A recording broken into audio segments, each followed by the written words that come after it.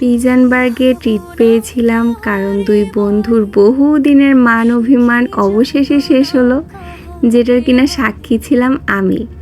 সেই সাথে জুনিয়রের থেকে কক্সবাজারের কুটু কুটু কিছু গিফট পেয়েছি। তো সেই সবটা নিয়েই কিন্তু থাকছে আজকের ব্লগ। তো চলো ভিডিওটা শুরু করা যাক। আসসালামু আলাইকুম, হ্যালো এভরিওয়ান, কী অবস্থা সবার? এই যে আমার হাতে যে কুটু জিনিসটা দেখতে পাচ্ছো, এটা কিন্তু আমার জুনিয়র এনেছিল কক্সবাজার থেকে, যেটা পেয়ে তো আমি ভীষণ খুশি হয়ে গিয়েছিলাম। আর আমার খুশির মাত্রা কিন্তু আরও দ্বিগুণ হয়েছিল যখন আমার দুই বন্ধুর মধ্যে মান অভিমান শেষ হয়েছিল। মানে আমার তো এদিন খুবই খুশি লাগছিল। তো ও আমার জন্য আসলে হাতের এই কুটু জিনিসটা এনেছিল, সাথে আচার এনেছিল। আর ফ্রেন্ডের থেকে গিফট পাওয়া তো নর্মাল একটা ব্যাপার, কিন্তু জুনিয়রের থেকে গিফট পাওয়া ভাগ্যের একটা ব্যাপার আমি বলবো।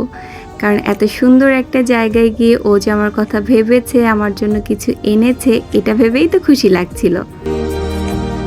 আর আমরা অর্ডার করেছিলাম ড্রামস্টিক চিকেন প্লেটার, যেখানে ছিল 2 পিস চিকেন, ভেজিটেবল, রাইস, যেটার প্রাইস ছিল 299 টাকা।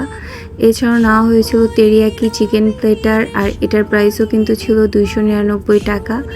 এছাড়াও নেওয়া হয়েছিল মাঞ্চুরিয়ান চিকেন প্লেটার, এটা ছিল 269 টাকা। আর দেখতেই পাচ্ছো রাইসটা কিন্তু বেশ ঝরঝরে ছিল আর খেতেও খুবই ফ্লেভারফুল ছিল। মাঞ্চুরিয়ান চিকেন দিয়ে খেতে কিন্তু বেশ মজা লাগছিল। আর ভেজিটেবলের মধ্যে কিন্তু সুইট কর্ন ছিল, এছাড়াও সসেস ছিল। ভেজিটেবলটাও আমার কাছে বেশ মজাই লেগেছে।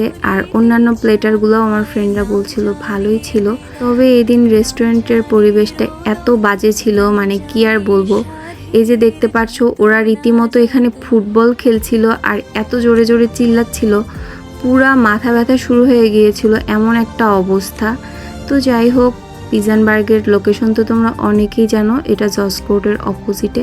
তো আজকের ভিডিওটা এ পর্যন্তই ছিল। সবাই ভালো থাকো, সুস্থ থাকো, আর অবশ্যই আমার পেজের সাথে থাকো। আল্লাহ হাফেজ।